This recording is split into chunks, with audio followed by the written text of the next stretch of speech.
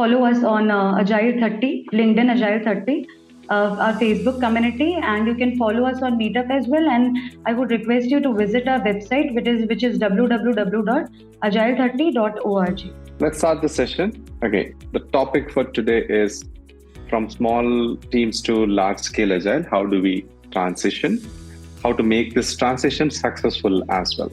Transitioning is one thing, but at the same time, how do we make the transitioning successful? That's the topic of this webinar. Before I start, a little bit about myself. I'm a SAFe consultant from last nearly 8 years, and a SAFe program or the SAFe practice consultant now. T, which is Transformation Architect, Trusted Advisor and Trainer from Skilled Agile for actually exactly 3 years now. December 12th, 2020, I became an SPCT. So it's 3 years now. I'm also a professional coach, ICF PCC from International Coaching Federation. So I do a bit of professional coaching as well. So coming to the work part of it, I trained more than 4,000 people on different SAFe certifications and consulted for multiple organizations of multiple sizes, from startups to Fortune 100 companies. That's a little bit about me, and you can follow me by searching for Ashwinee Kalkura on LinkedIn. That will be a best place to be connected to continue the conversation even after this session as well. With that said, I have 4 slides, not too much to talk, but at the same time, I'll try to make it a little bit practical as well in terms of what I have seen working with large organizations. We'll talk about Agile at scale. What are the practical challenges that we see, and from what perspective? Small team to large scale Agile, what are the challenges? What do you mean by this transition and transformation, and why it is important, right? So we'll have a quick viewpoint around that one. And finally, some best practices and pitfalls to avoid while becoming bigger. These are the 4 slides that I have, and some thoughts around this. By the way, this is my favorite slide. In every webinar about scaling, I can use it at some place, right? So I try to use the same slide in almost every webinar. But the context and some of the examples would be entirely different. Okay, so this is where it is. When we talk about scale, it's not just about we are talking about a big team, right? Many a time when we talk about scale, what comes to our mind is, okay, there is a big team now. There are so many people. We have to find out or figure out a way for us to work together. That's what usually comes to our mind. We are not talking about that. We are talking about multiple things when we are actually thinking about a scaling as an option. Why do we scale as well? I would see it as a PPT, not the PowerPoint presentation, but process, people, and technology. Or you could call it as a people, process, and technology in that order. It could be about multiple people coming together, right? So when you talk about a scale from a team to a large program or a large portfolio or a large solution building, you could talk about or think about multiple people have to work together. In an ideal world, we would like to see a small number of people working together to do the things. But with the complexities around a bigger solution, you would always need a multiple set of people or set of teams as well. That's where the people part comes in. And when we talk about a process, think about this. 10 people are working together. How do they communicate among themselves? Where do they work out from? And what are the things they would commonly believe in? It's sometimes, or most of the times, it's easier to follow or easier to actually put it onto practice. The processes are simple enough. Not much of a complexity if you think about a small team. But think about 100 people working together. This is where maybe 10 Scrum teams are working together for a common goal. This is where you would see there are so many processes you would have to put together. Ideally, you want to allow everyone to collaborate very well. If you put, say, 5 to 10 people in a room, they will collaborate well. But the moment it becomes, say, 100, can I put everyone in a single room? It will be chaos. Can I get everyone at a same geography? Maybe not. Skill sets and the markets and the customers might be spread across. So you would put some process for the people to work together. Something similar to setting up this 1 hour webinar, right? So just to set this 1 hour webinar, we had to Zoom link, then we had to kind of market it out, and we had to kind of talk to some people who had some confusions and clarifications. We used to post daily just to make sure that, this is happening on this day. And if I just have to maybe talk to my colleagues, Ojasvi, Jane, and Michelle here, I just get onto the Google mail that we have together, get onto the chat there, chat to them. Or we also have a WhatsApp group where we can quickly exchange things, right? The moment we are talking about a webinar, now we are trying to get multiple people and multiple geographies together. There is a practical challenge in terms of the process overhead. To make it everything smooth, we'll have to have this process, you like it or not, right? And finally, the technology. When I say technology, it doesn't have to be coding or software alone. It can be anything that we are trying to build with. Again, going back to the example of Agile 30, we are trying to build a community of people here, right? So that needs certain thought process for us to work with. So that's a challenging part in terms of the technology that we have. And one more thing that you would also see is when we are scaling up. Again, I'm thinking and talking from a perspective of an agility. Culture of the organization is at odds with an agile philosophy. It is not that the people don't want to be agile or don't want to change or don't want to look at something that can help them. Definitely everybody wants to see that change. But at the same time, what you have been doing over a period of time is helping you. So what's the need for change? There's always a constant question in us. What's the need for change? If things are working out well for me, why should I even bother to change certain things, right? So that's a mindset that we'll all have. I think, that's how humans, we are built as well. If you think about a culture of a country, culture of an organization, it's built over a period of time, right? So our belief systems are built over a period of time. Agile talks about respond to the customer very quickly, get the feedback from the customer. Markets are changing. You might also have to change yourself very quickly, and so on and so forth. Are we able to get onto that kind of a journey, right? So that's a practical challenge that we would see. And the last thing is we'll be talking about is the market changes. We all believe somewhere down in our minds that things will anyway change, but at the same time, when it is changing, we'll come to know we can slowly get onto that one, right? So we always think about that way. But practically, it is not that. Because we have seen in the last few years, things could suddenly change overnight. I think 2020, I think 2019 around this time, there were some things around something happening around COVID, right? So, but by March, we all got stuck into complete lockdown. Yeah.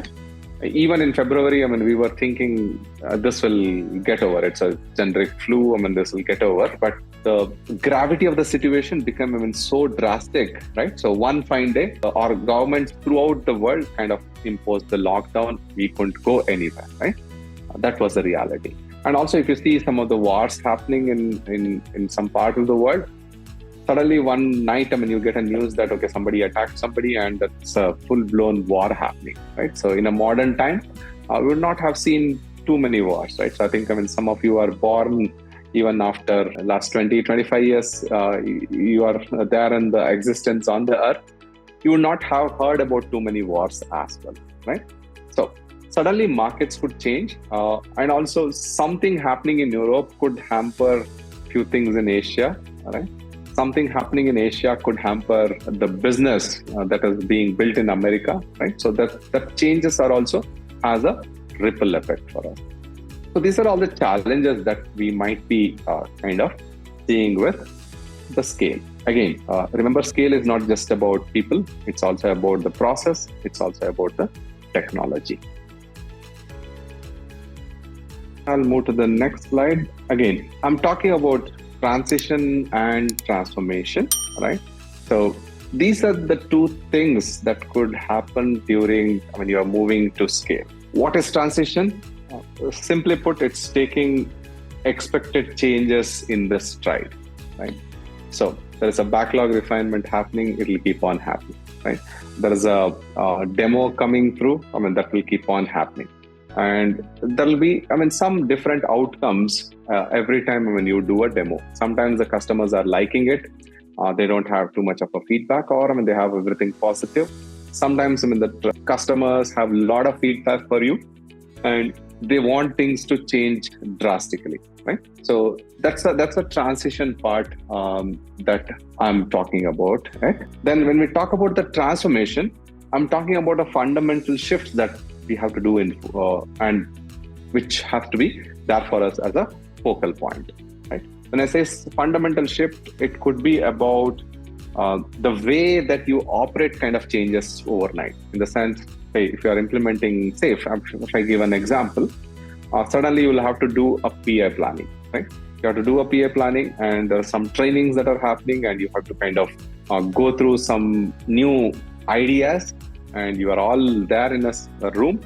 You're kind of confused. And it might also be that suddenly the organization says, you can't be a developer alone. You have to have a cross-functional skill, right? You have a very small time frame in which you have to kind of learn these things. What I'm trying to say here is, while there is agile way of working that being implemented from a team level to a larger level, when you're scaling up, it's a balancing act, right? So you will have to really figure out, what works well for you. How do you want to go about? Some of the things, while say Scrum says certain things like, okay, 2-week sprints or a 3-week sprint, are we kind of good with that one? Or do we want to experiment? Do we want to start experimenting that one and learn over a period of time and then think about, okay, maybe try 4 weeks, try 3 weeks, try 2 days, and then finally say, okay, Scrum doesn't work for me, whatever it is, right? So it's a balancing act. There is nothing like a hard and fast rule that you can follow or a template that you can follow when you are scaling up, right? So it also could be about, do I do one geography first and then move on to another geography? Or do I think about one of the particular skill sets, or a domain, like sales and marketing first, and then move on to the other one, right? It always, kind of depends on how do we do that balancing act. Again, taking the expected changes in the stride, I think that usually comes to us naturally because it's incremental. The transition is typically incremental in the sense, there are small changes. We learn along the way. We kind of start thinking about it and going about it, right? But when we talk about a transformation, it's a fundamental shift where we know that there is a start date for us, but there is really no end date for us to complete the transformation. When I say that words, idea is the moment you believe you need to transform, there is nothing like an end goal that you can accomplish and say, okay, we are all done. Maybe you would break up and say, okay, this is what we want to achieve in next few quarters or next few years. Something like increased employee engagement, increased time to market, whatnot, right?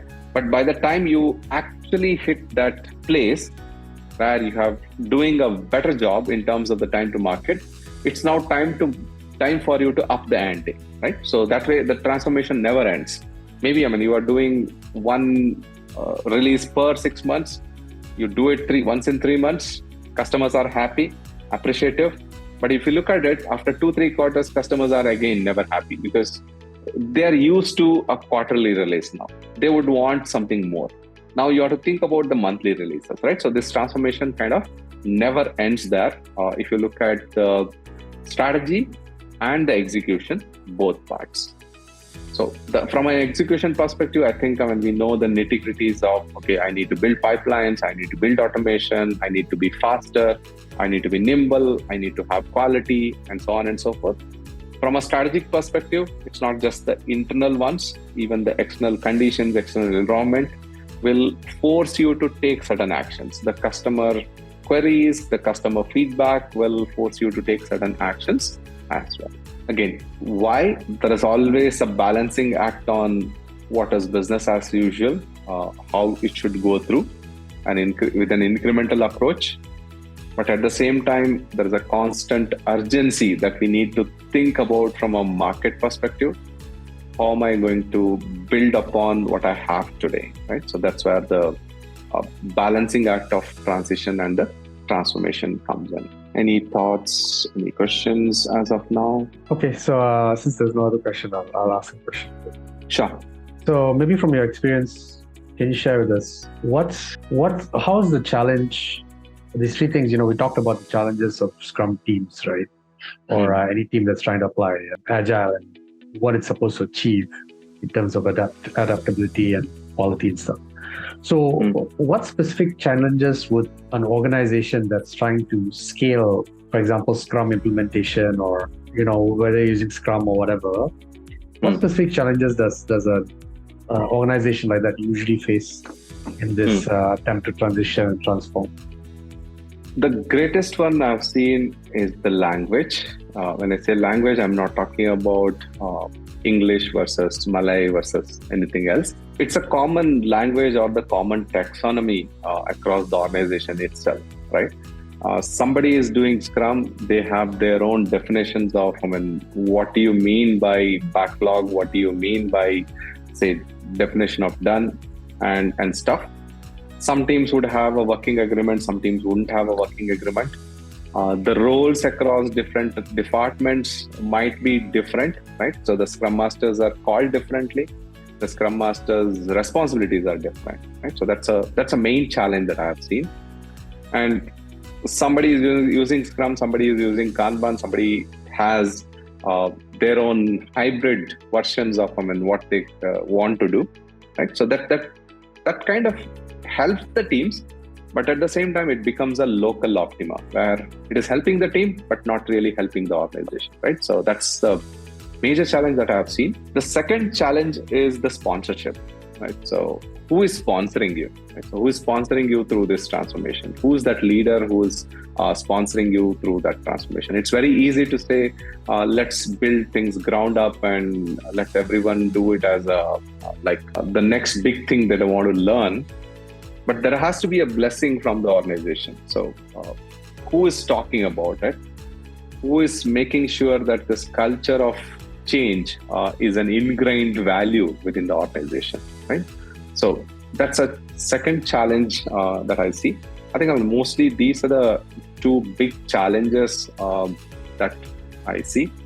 One is in terms of providing leadership. Another one is in terms of a common taxonomy or the common understanding across the organization. Okay, thank you. Thank you.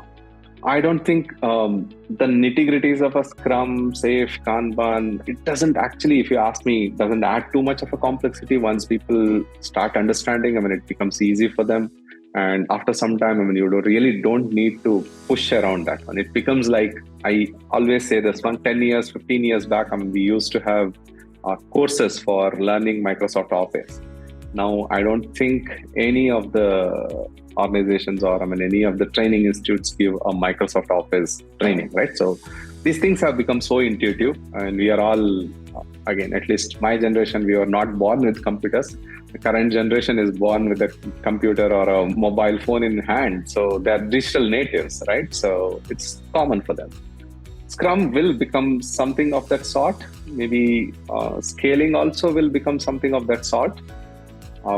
I still remember 6 years back, 7 years back, we could go in a conference and talk what is DevOps. Now, nobody is going to listen to what is DevOps, but what are the practical challenges? How did you sort it out? How did you solve it? Scale, that's something might be interesting for someone. With that said, some best practices, but very basic ones. I think I have put out very basic 3 things, which are the real best practices for us to scale. And by the way, I should not be using the word best practices. In fact, there are no best practices. There are practices, which could be good for you, You would have to try them, and if it works for you, utilize them as your good practices or better practices for yourself, right? I think, if there is a work, which can be repeatable, something like a mechanical part or manufacturing a part, you could use a best practice, right? So you could perfect that one and you could use the best practice, right? So in our work, which needs us to think as a knowledge workers and do our job, I don't think there is a best practice, but there are practices which will help us to keep learning and keep becoming better. So demos as a mechanism for real stakeholder feedback. And don't get me wrong, when I say demo, it is not about calling everyone to your laptop or a system and showcasing what you have done, that alone, but rather, how do we show progress, right? How do we show our progress? It can be actually showing up something, right? Or for me, if I want to say personally build my brand, it could be about, I put my blog and really see how many people actually read that blog, right? That can be a demo for me, right? It can be a personal demo for me on, am I building my brand? One more thing I can think about in this webinar also is how many people actually attended the webinar, right? So I can also think about that as a real demo of this particular content. And then, as we all know, one of the things that we usually forget about to do, or usually sacrifice, is a retrospective, right? So you need to have that retrospective, or as we call in SAFe, inspect and adapt, for again, not continuous improvement, but rather a relentless way of improving things. What do you mean by the relentless improvement? You have a constant sense of danger. By the way, I'm using the word danger in a very positive way. Idea is you're always looking at what could kill me next. Again, I'm using all dangerous words, right? So in the sense, if I might be the company which is selling a lot, and I might be the number one company in the world, but maybe there is someone who might take away the title from me in some days, right? So that's a possibility. I don't want to become a Nokia or a Kodak over a period of time, right? So this is where I use these retrospective mechanisms to relentlessly improve, have that constant sense of urgency, even when we are doing the best that we could do, right? Again, retrospectives also can come in different ways. Every other framework proposes a formal mechanism for you. In Scrum at the end of sprint, in SAFe during the IP iteration, before the PA planning, you are doing the next PA planning, you are going through the inspect and adapt event. It can be more than that also. It doesn't also have to be very formal that, okay, you kind of call for a meeting and everybody writes down what went well, what we could do better, and so on and so forth. Rather, it can also be a self-retrospection at an individual level, at a team level, and at a multiple teams level as well. It could be about your skills. It could be about how do we showcase things to the customer. It could be about how do we involve the customers, more and more. Not just a representative like a PO, but even from an actual customer set, how can we look at that one, right? So that could be a retrospective for you. And the highest mistake or the biggest mistake a team would do is doing a retrospective but not taking care of the actions. Again, you do it as a ritual, you do the retrospective as a ritual, ask the questions of, okay, what went well, collect some items, what didn't go well, collect some items, and fight it out to come with few action items, right? But you don't look back at those action items later. You don't put those actions into the backlog and start working that one. That's where you do you are actually doing a disservice to the agility factor that you are thinking about, right? So idea here is, it's not just doing about these retrospectives or inspect and adapt events for our own betterment. Rather, it should be about what is it that we are taking away from those retrospective? What is it that we'll start doing afresh? What is it that we'll continue doing because something is helping us? Maybe what are the things that we want to stop doing because it may not be any more relevant for us in our context. I mean, it has become legacy, it has become a policy or something that doesn't work for us anymore. Right? And the last factor that I've called out is you need the friends in need. Right? So these friends are going to come in terms of being an advisor, being a consultant, and being the coach. Right? I guess each definition plays a different role. Right? Each definition of a person as a coach and as an advisor, as a consultant, plays a different role. A consultant would come and give you the solutions, right? So they would look at the current problem statements, work with you to give a solutions, right? And again, a consultant might be involved as well. And usually advisors are short terms, right? So they would watch and observe you and give you some feedback on which has to be implemented very quickly. That could be an advisory capacity, right? Give and take, right? Mostly give and take. And in the sense, when I say give and take, I mean, some of them you might take, some of them you might not take. It's perfectly well for the advisor's part. And when we talk about our coaches, if you look at the professional coaching, the coaches don't give an answer. They believe that the person who is their client or a coachee, they know the answers, but something is cluttering their mind and something is, in between them and the solution. And these coaches are going to help you understand yourself, how you can understand by yourself what can be done. Again, why am I talking about multiple roles? In case of a transition and a transformation, you need multiple type of people who could facilitate the overall transformation for you, right? So that's the three roles that I have called out: coaches, advisors, and consultants, and they are your friends in me. Again, friends not in terms of the real life friends that we expect them to be, but these are the people who will hold you accountable, who will make sure that you are going in the right direction, who will help you course correct, and maybe they are your critiques as well to make sure that you run right.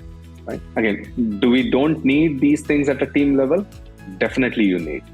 In the sense, the moment I say team, it's multiple people coming together. So we need to kind of connect all of them. That's where these roles and these responsibilities and these practices come in.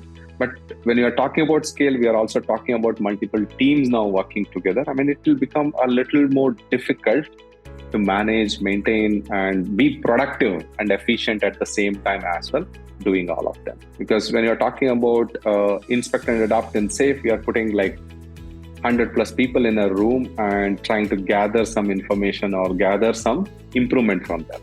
If you don't facilitate well, if you don't prepare well for that one, that will become like a chaos, right? So it will become a chaotic place where everybody is talking, but nothing is coming out, right? You don't want to get into that. There could be a fourth one, there could be a fifth one as a best practice, but these are basic things that I've seen, if not working well, will derail you. Again, I'm going back to the agile release trains and safe. So trains will get derailed. Any thoughts? Hey, hi Ashwinee, this is Lalit here. Lalit. It's just one quick question. While scaling, right, from Scrum to at the enterprise level or with multiple team or the PPT, what you mentioned, right? Various framework, right? One is definitely we have SAFe, we have LESS, we have Scrum of Scrum, we have Nexus, so many framework, right? Talk about as a neutral consultant, right? Advisor. Definitely if I'm a SAFe, I will definitely promote that. And if I'm Scrum at scale, I will promote that. But forget about for the time being. Let's assume I'm a neutral consultant. I need to select that framework, which framework will work best for this team, right? So how to choose that, or maybe what are the best practices to identify, okay, yes, this team is working in this way, and then this is the best framework for them to scale at the enterprise level, or maybe from one team to multiple teams. So any thoughts on that, Ashwinee? Not really a one way, but one of the ways, if you are a leader, could be to get someone, a third party or an external, who, again, maybe not one person, multiple ones also. If you ask me, I know SAFe very well. But at the same time, do I know other frameworks really well? Not really. Can you ask them what is their roadmap for you in terms of the transformation, right? And maybe I kind of tell you something. and maybe somebody who is a person, who knows less very well, sells you something. Maybe, it would be a better approach for you to look at the overall roadmap and see what may be fitting in for the culture of your organization, right? So currently, you are doing certain things, and your organization believes certain things. Does safe work for me, or does less work for me to start, right? Yeah. And I would say, without a bias, this one, say if you implement safe and if you are doing the same thing after 2 years as well, you are not really gone anywhere, right?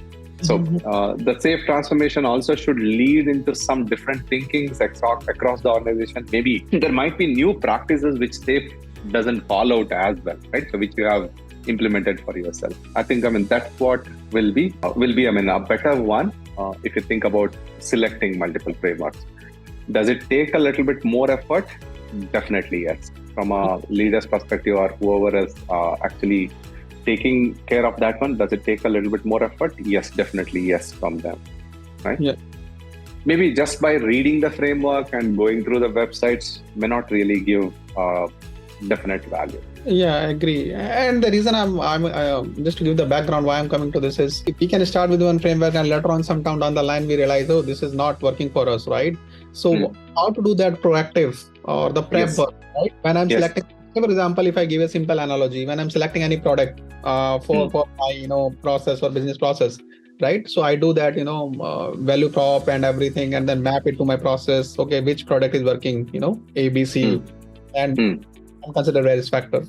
And we do that, initial POC or, prep work. So in the same way, because when an organization is scaling up, it's not a small thing, right? And yes, exactly. Time, they are investing, resources, they are investing, money in that. So it's very important for us to select the right, framework. Rather than, sometimes 6 months down the line or 8 months down the line, I've seen a lot of, transformation, fail, and then they revert back to their old way of working. So from that point, I want to understand what are the checklist, or maybe some, I don't know how to put it, but what are the mechanism I can figure out, this is probably working for me. Definitely, I cannot get 100% surety. It can be 70, 80 or 90, but give me some confidence, yes, based on our existing process, cultures, the way we are working, this more aligned to our, future goal. Yeah.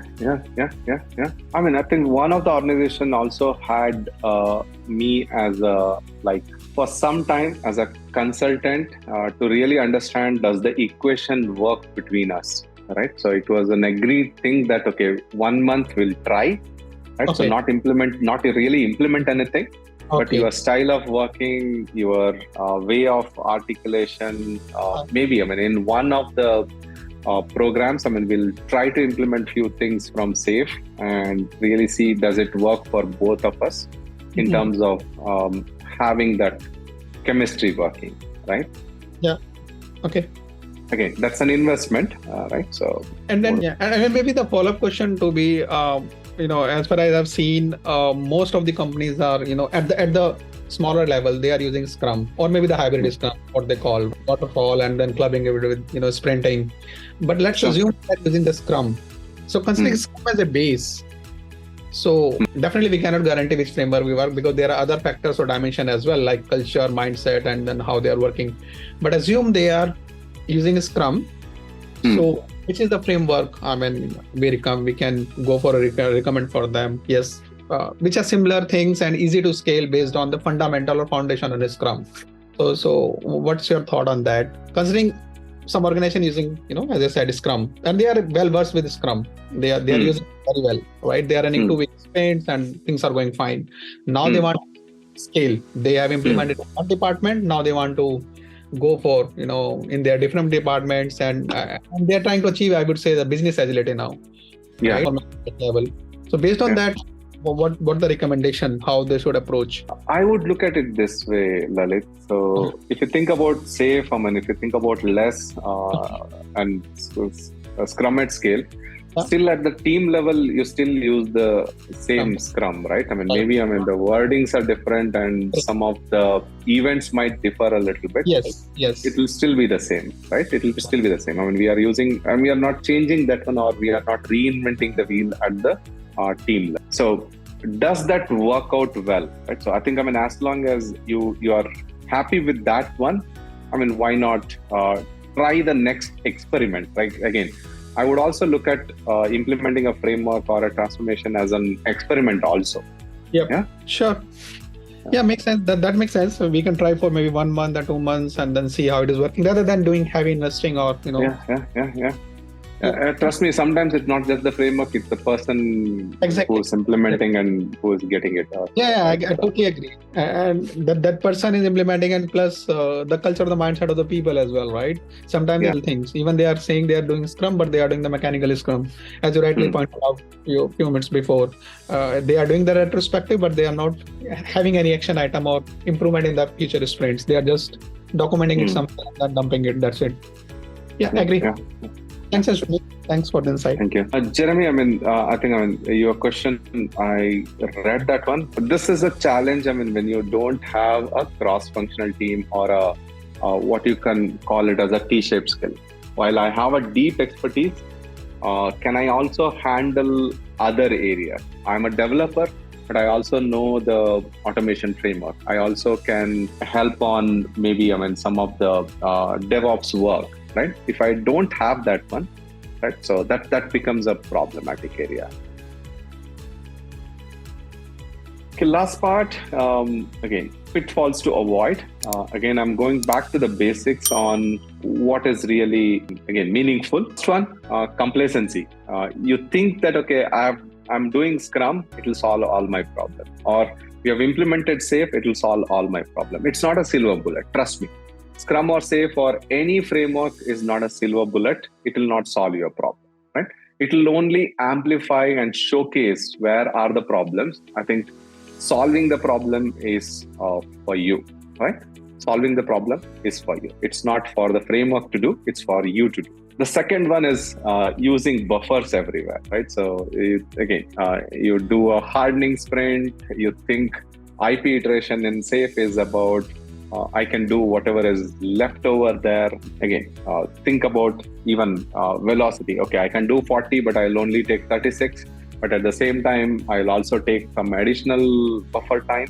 You try to put buffer everywhere, thinking the unexpected to happen, and always get into the trap of business feeling that, okay, you are not achieving the complete effectiveness that you want to do, right? Again, my suggestion is do the best you can. Sometimes when things will not work out completely, you always should have a common understanding on what is your predictability. Most of the times teams kind of stuff buffer to make sure that they are 100% predictable, right? Whatever they said, they will do all the things. That may rarely happen in the real world. So, we need to know what's a comfortable place for us. Is it 70 to 100%? If it is done, we are happy. Or predictable, if it is done, we are happy. Or is it 80 to 100%? Or if you are a very, very new thing that is going on as an experiment, is it 50% also getting done with the expectation? Is it okay, right? So you are trying, I want to try to avoid that fear of failure. I want to use the experimentation as a next step for me to take up, rather than being a regressive approach where I will try to commit to less but provide you more, right? Or undercommit and over-deliver. I don't want to do that, right? And also at scale, this happens even frequently. We think now there are multiple teams, there are multiple dependencies. Okay, let's take a buffer here. Let's take additional time here. Let's take work around here, right? So everything, becomes a kind of too many shortcuts or too many additional actions that you take, both parts, right? So that will kind of not help you. And finally, infrequent integration. Integration is not just about the code and the build. It is also about the documentation. It's also about the configuration management. It's also about the quality and the compliances you want to build along, right? If you don't do that one, it's going to be a problem. Vazia has one person doing multiple roles in order to improve personal efficiency and save cost. It doesn't work. So if you have different skill sets at different time, you are helping someone, definitely it adds up value. If one person is doing multiple things, it's like you are driving a car and at the same time opening WhatsApp and trying to chat with your friend, right? So it's that. And trust me, multitasking has never helped anyone and will never help anyone as well. Humans are not made for multitasking. So my question is, have you ever successfully convinced the senior executive that is the case? I think we need to give them two tasks or two roles to work on and be good in both of the things, right? So, but rarely succeed there. But if you're an external consultant, maybe you can call it out, saying that if you are doing, I'm not guaranteeing the success. You're not going to blame me. I think that's one privilege that an external consultant has that an internal agile practitioner or facilitator doesn't have. I think somehow some of the business schools have made the multitasking as a must-have skills for people. Few decades back, science has proved repeatedly wrong, but it's a sticky idea. It's hard to get it out because it sounds so good on paper. I pay one guy one salary, but he will do 4 jobs, right? And things will go well for me. Yeah. And by the way, there is a nerve called corpus callosum, which connects the body to the central nervous system. It is little thicker in women. So that's where, you would see women can handle multiple jobs well, right? So a little bit. So that's why, they are very good at keeping the family intact and at the same time doing everything and still going to office and stuff, right? So, and also remembering conversations which have happened 20 years back. Ashwinee, I had a specific question related to a SAFE actually. How much is the expectation? What would be that Goldilocks zone to get what we want to plan in a PI planning? What do you expect the team to actually lock in during PI planning? Because there is a understanding among people who are part of the PI planning that we have the roadmap ready for the next 3 months. That's how people generally tend to view it as such. Suggestion for that Goldilocks thing. Again, I'll put my biased numbers, right? So in a PI, I think I need to know the overall goal, right? So what do we want to achieve, and which is some of them are I can't get away with it, some of them are okay too, right? So it's like must-haves and should-haves, right? And if I know the first iteration of the sprint that is coming up to maybe 80% clarity, and next few iterations around 60%, and last iterations around 20 to 50% clarity, right? I think I'm good to go, because I want it to be mostly a rolling wave. By the time I almost completing the first iteration, I have a more clarity on the second iteration and little bit better clarity on the third iteration. Why not iteratively that way? The problem many places is the PA planning becomes a golden rule for you, and you can't. It becomes the waterfall requirement, right? Yeah. So hard to convince people. Who are part of it, especially the people who are investing money in it. Telling them that we don't know what is going to happen. So maybe can we think about I am loading this much here. I'm also loading this much here, but at the same time in this one, say 70% is kind of sure. The 30% there could be some variability.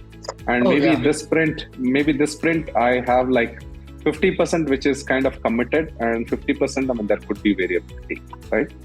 Okay. That could be because that variability could also be that I should be able to pull this one upfront if it becomes important, or push some things to later. Is it okay, right? Yeah. Thanks for that.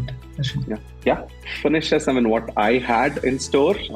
We have some more time.